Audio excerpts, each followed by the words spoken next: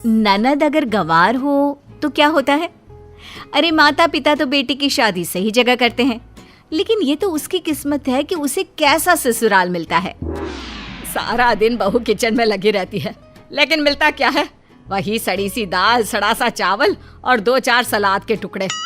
भगवान से डर भाग्यमती, किसी के भाग्य में यह भी नहीं होता।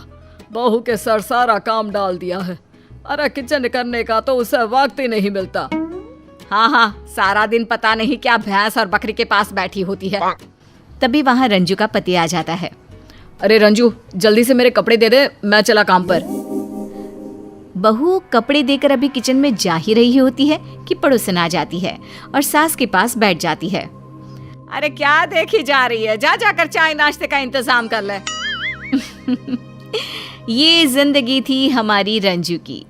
शहर की लड़की की शादी पैसे की कमी के कारण गांव में हो जाती है। रंजू का मायका शहर में था और संपन्न भी था। उसके मायके में भतीजा कहता है, पापा ये बुआ क्यों आ जाती है हर रविवार? कितना बोलती है। अरे कुछ करो ना, बुआ का आना बंद करवाओ ना। हाँ सच्ची, एक नंबर की गंवार सी है, हर शनिवार आ जाती है। सभी बोल रहे थे लेकिन भाई चुप था। फिर शनिवार रंजू घर आ जाती है। देर क्यों कर दी?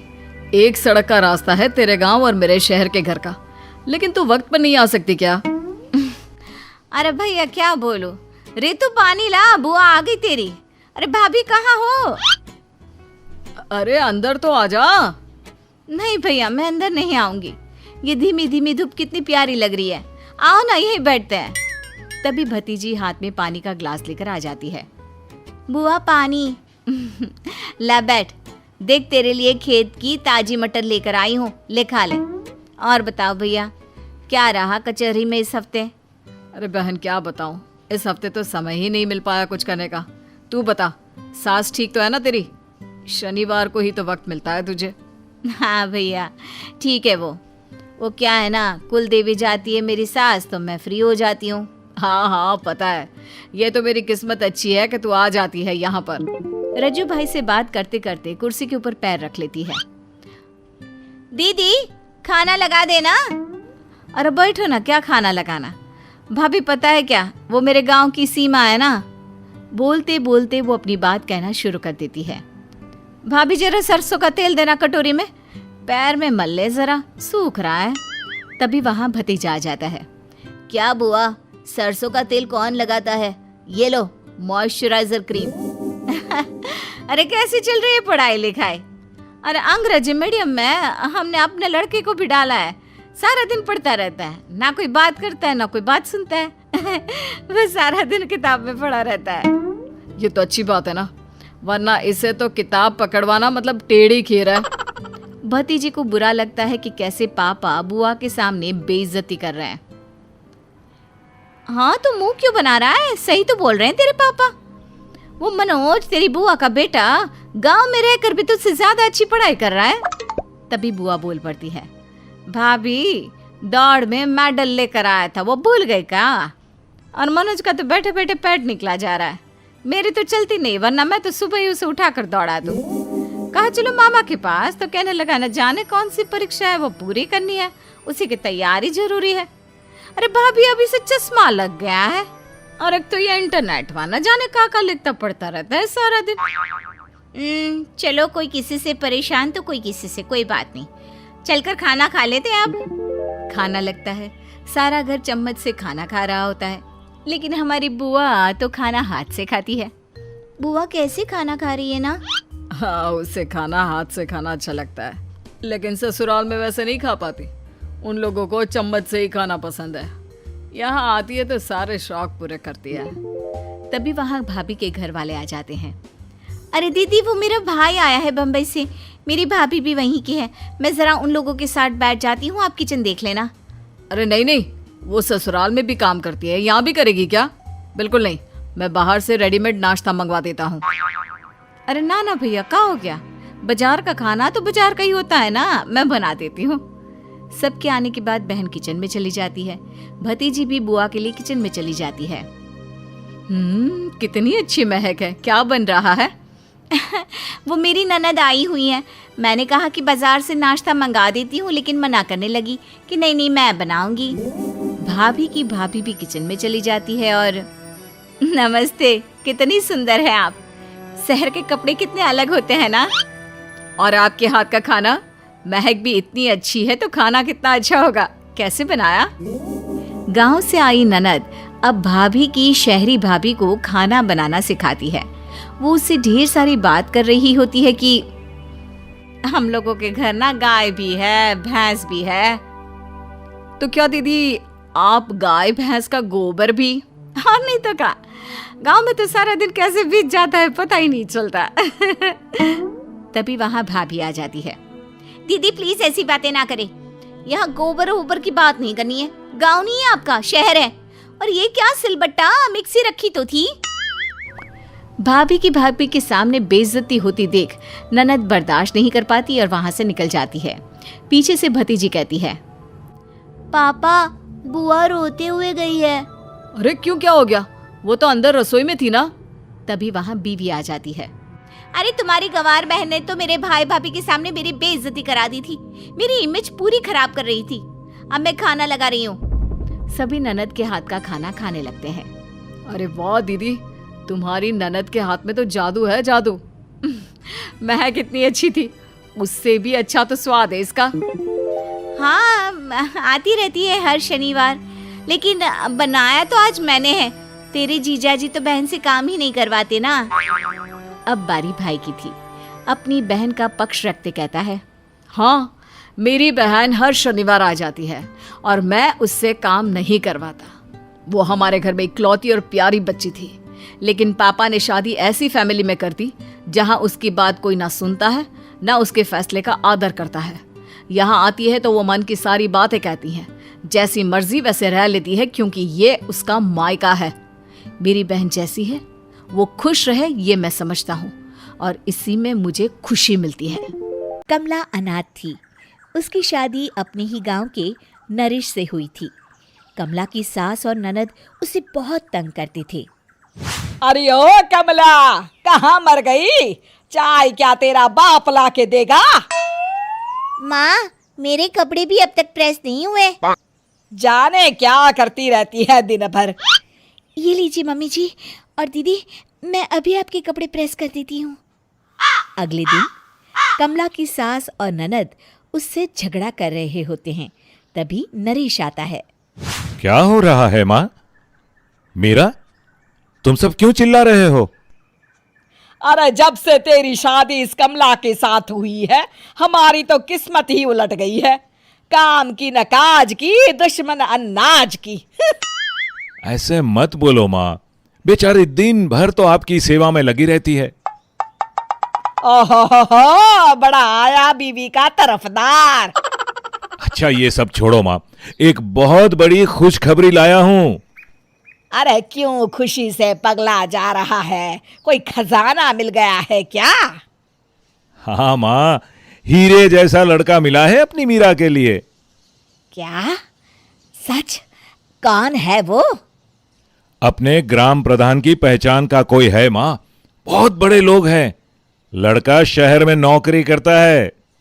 अरे वाह! बस कल वो लोग इसे देखने आएंगे और अगले महीने ही इसका कॉलेज खत्म होते ही इसकी शादी। मीरा और उसकी माँ शादी के सपनों में खो जाते हैं। माँ, मैं शहर में रहूंगी। हाँ मेरी राज दुलारी, अरे वहां तू खूब ऐश और आराम से रहेगी। सारा दिन तेरे आगे पीछे नौकर घूमेंगे। हाँ दीदी, भगवान करे आपको शादी के बाद सारी सुख मिले। हाँ, तू जाके खाना बना और कपड़े भी धो लेना। अगले महीने मीरा की शादी हो जाती है। हाय मेरी इकलौती प्यारी बिटिया ससुराल चली गई, अब मैं कैसे रहूंगी?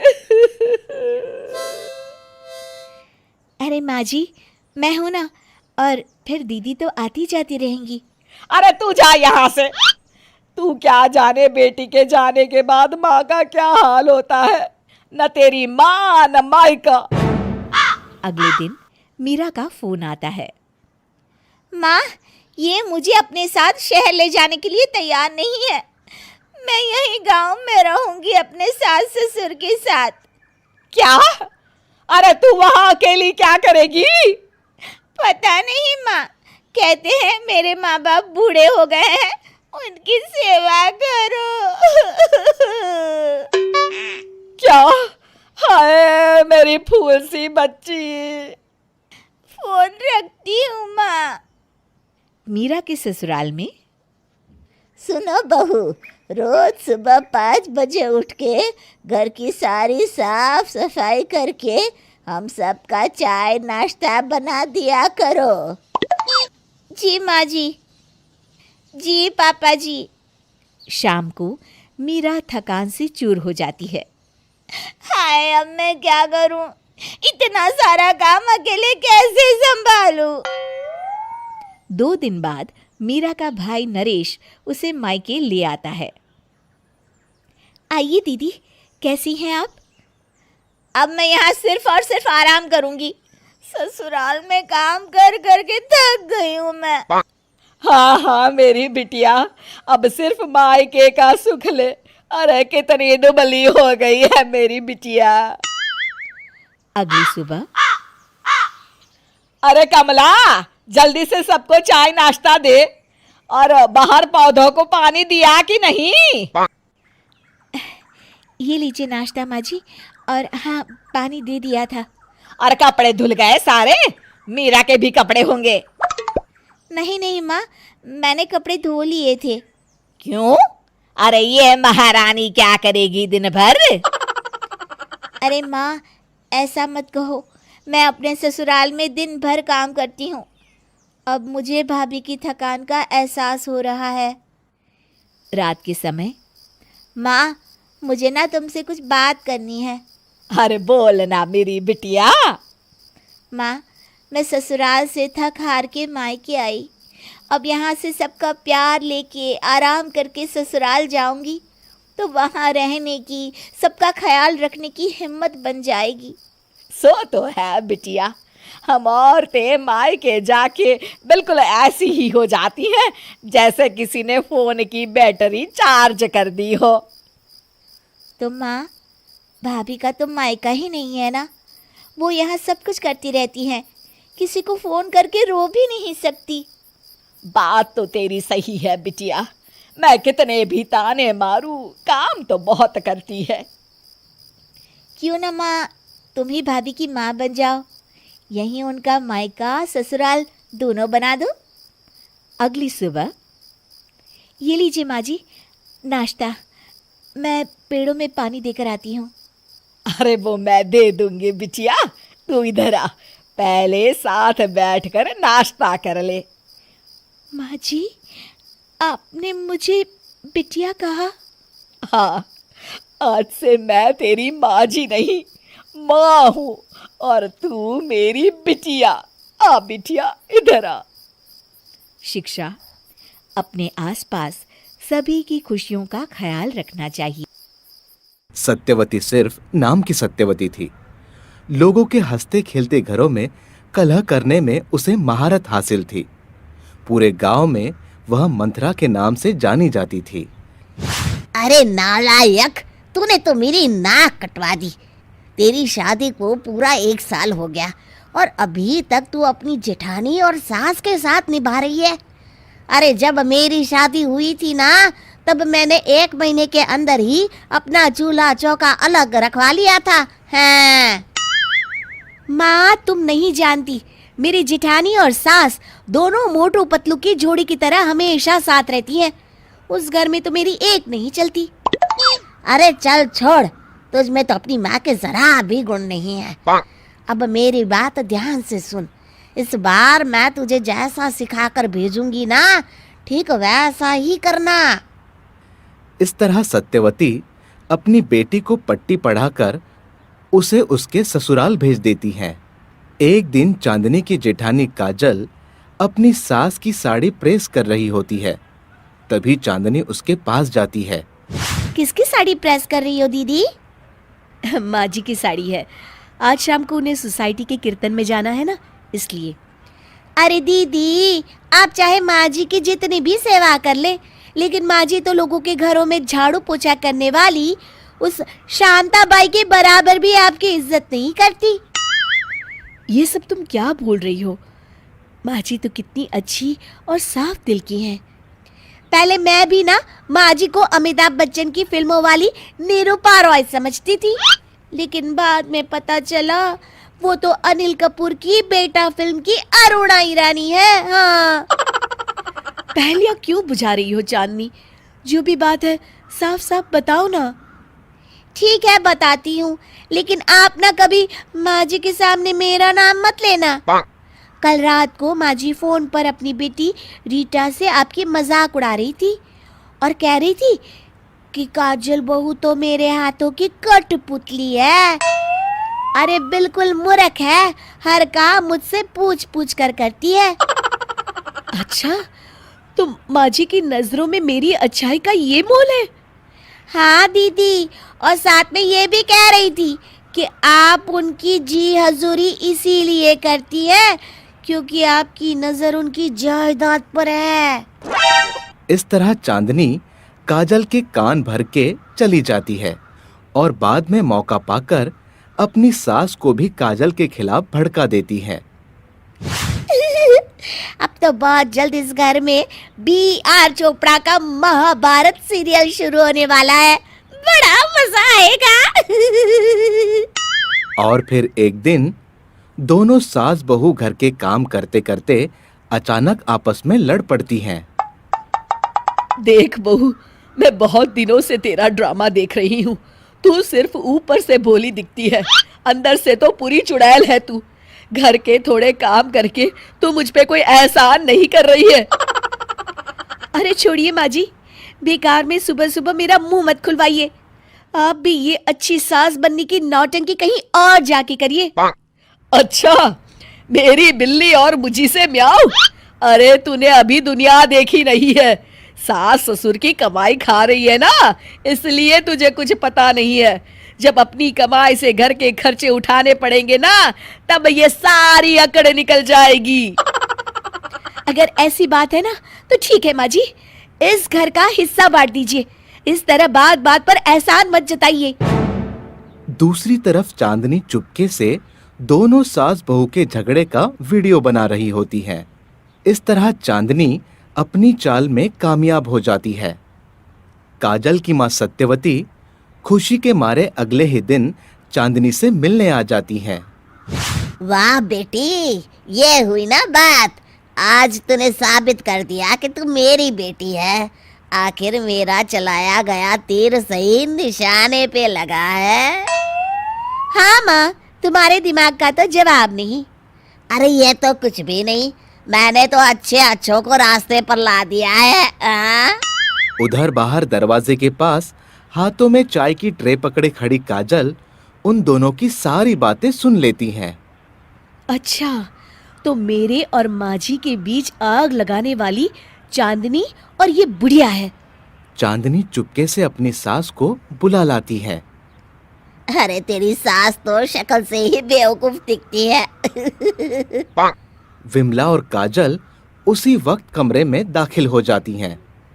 अच्छा, तो तुम माँ बेटी के बीच ये खिचड़ी पक रही है? हाँ, सत्यवती की सिट्टी पिट्टी गुल हो जाती हैं। अरे नहीं, मर गए रे चांदनी, इन दोनों ने तो सब सुन लिया। अब तो गई भैंस पानी में। नहीं नहीं माँ जी, इसमें मेरी कोई गलती नहीं है। मैं अपनी माँ की बातों में आ गई थी। माँ, तुम अभी मेरे घर से निकल जाओ, जाओ।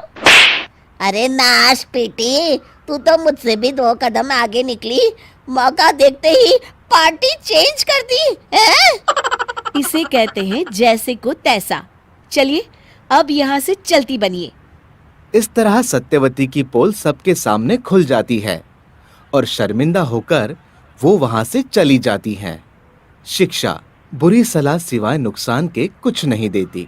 एक दिन सरला की तीनों बहुएं घर के कामों में लगी होती है। पहली बहू खाना बना रही होती है, दूसरी बहू कपड़े सुखा रही होती है और तीसरी बहू सफाई कर रही होती है। सरला बड़ी बहू को आवाज लगाती है। बहू, आज दूध वाला कह रहा था कि वो सुबह 5 बजे आएगा। 5 बजे? लेकिन मम्मी जी वो तो 7 बजे आता था ना, अब क्या हुआ? अब मुझे क्या पता बहू, इस बारे में जो था मैंने बता दिया, तो तुम लोगों में से कौन जागेगा देख लेना। बड़ी बहू सुमन कमरे से बाहर आती है और बीचली बहू आरती के पास जाती है और उससे कहती है, देखो मैं 5 बजे नहीं उठ सकती क्योंकि रात का खाना मैं ही बनाती हूँ और थक जाती हूँ, इसलिए तुम उठकर दूध ले लेना, ठीक है? ऐसा कहकर सुमन वहां से चली जाती है और आरती सोचती है, वाह, दीदी तो ऐसे कह रही थी जैसे कि मैं कुछ करती ही नहीं। रात के बर्तन तो मैं ही मांजती हूँ ना। एक काम करती हूँ, साक्षी को बोल देती हूँ। आरती साक्षी को कहती है कि साक्षी, तुम ले लेना दूध सुबह 5 बजे उठकर, ठीक है? सासू माँ ने कहा है। क्या सुबह 5 बजे कैसे उठूंगी मैं दीदी? मुझे तो लेट सोने की आदत है। अरे तो अलार्म लगाकर सो जाना ना, कुछ दिनों में आदत पड़ जाएगी, ठीक है? सुमन और आरती फैसला करके चली जाती है।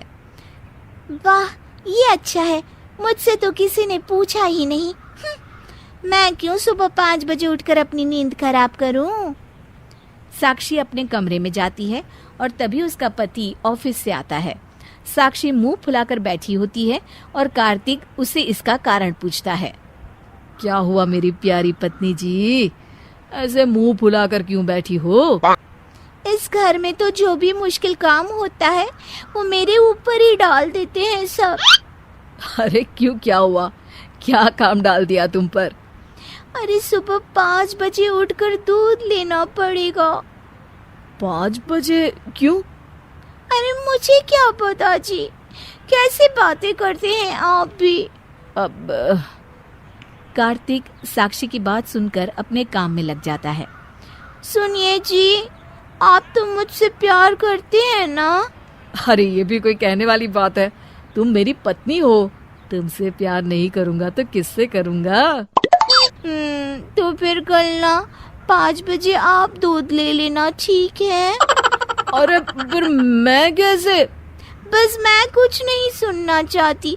आपने कहा कि मैं जो बोलूंगी वो आप करोगे, तो बस दूध ले लेना। हाँ। साक्षी आराम से सो जाती है।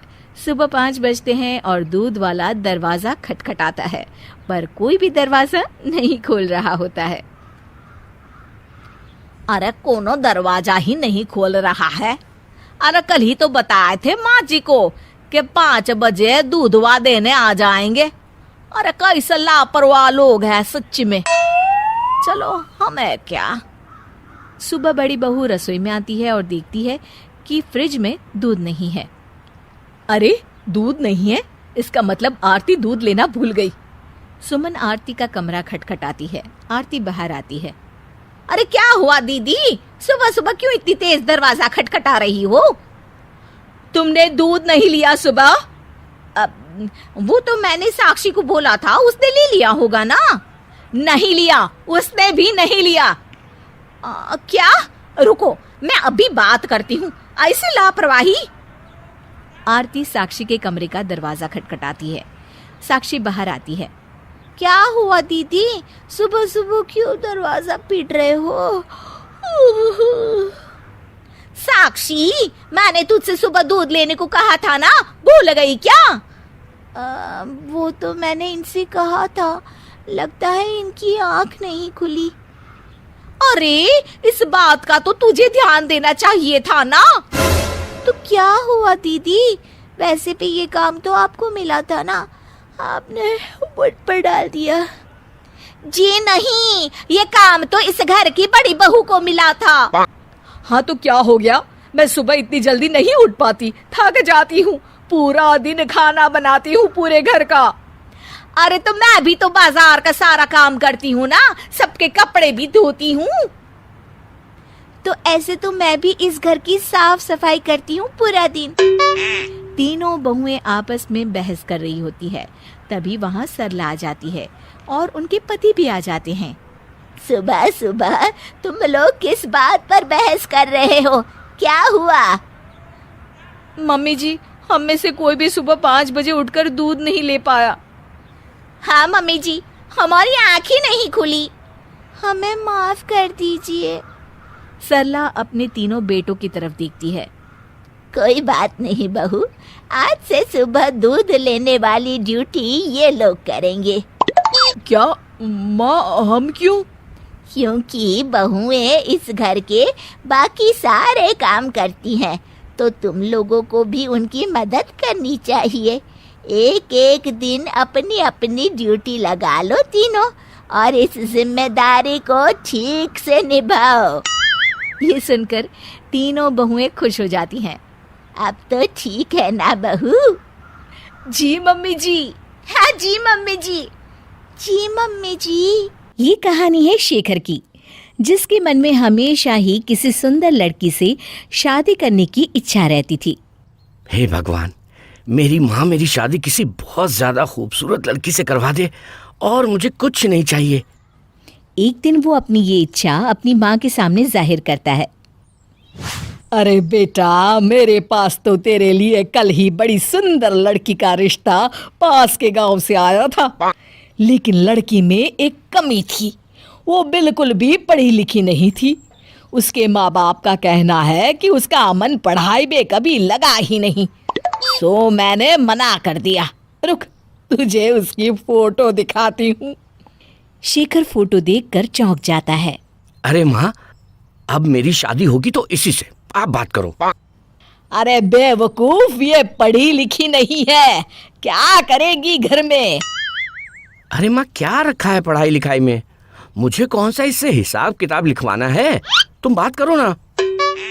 खैर, शेखर की शादी खूबसूरत पिंकी से हो जाती है। शादी के बाद पिंकी रोज खूब सारा मेकअप कर टीवी के सामने बैठ जाती।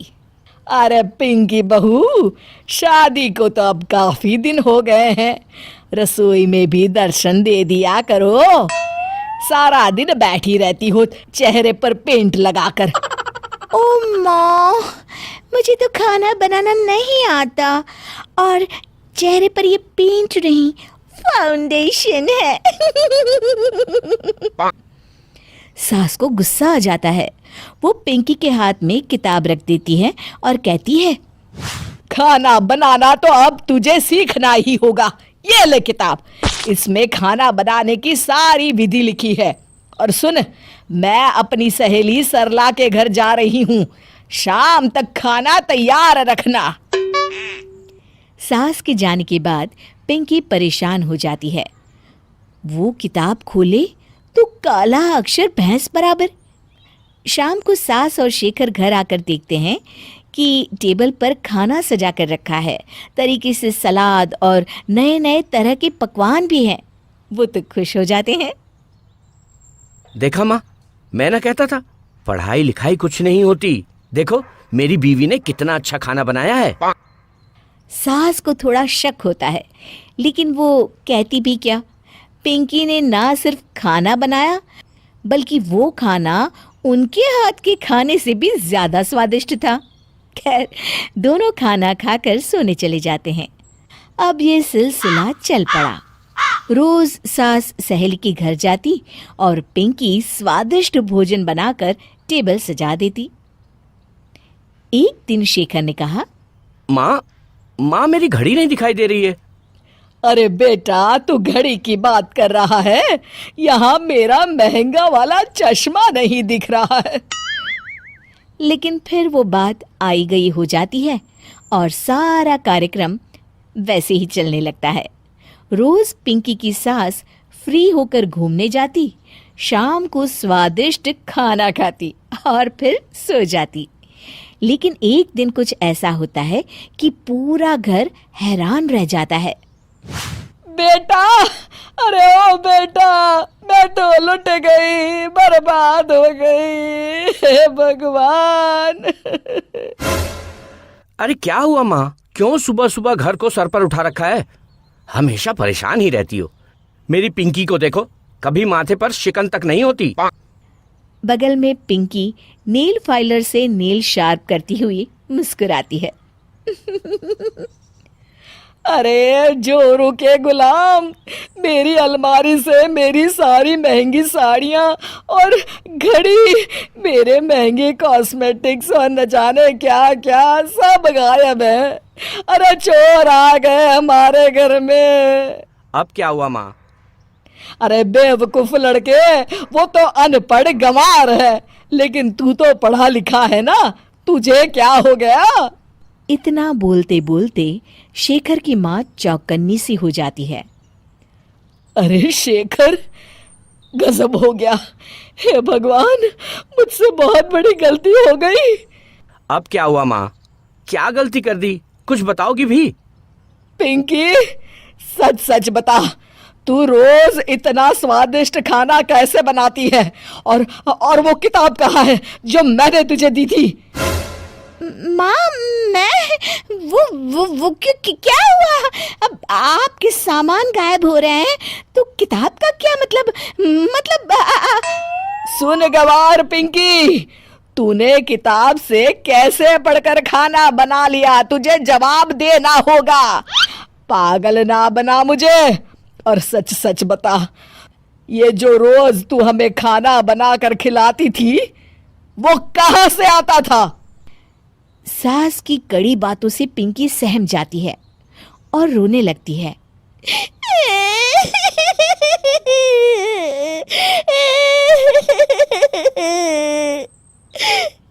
क्या हुआ पिंकी? बता दो क्या हुआ? कहाँ से आता था खाना? मुझे माफ कर दीजिए, मैं क्या करती? मुझे ना खाना बनाना आता है और ना ही पढ़ना लिखना। माँ ने जो किताब दी थी उसे मैं कैसे पढ़ती?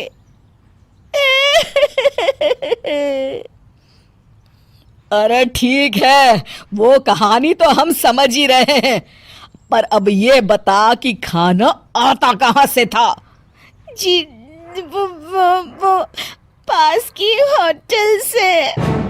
सास और शेखर दोनों ही चौंक जाते हैं और एक साथ पूछते हैं, और पैसे?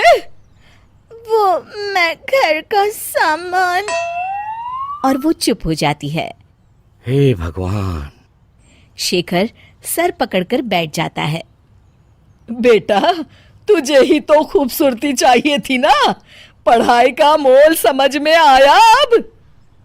शिक्षा, पढ़ाई न सिर्फ हमें शिक्षा और समझ देती है, बल्कि सही निर्णय लेने की भी ताकत देती है।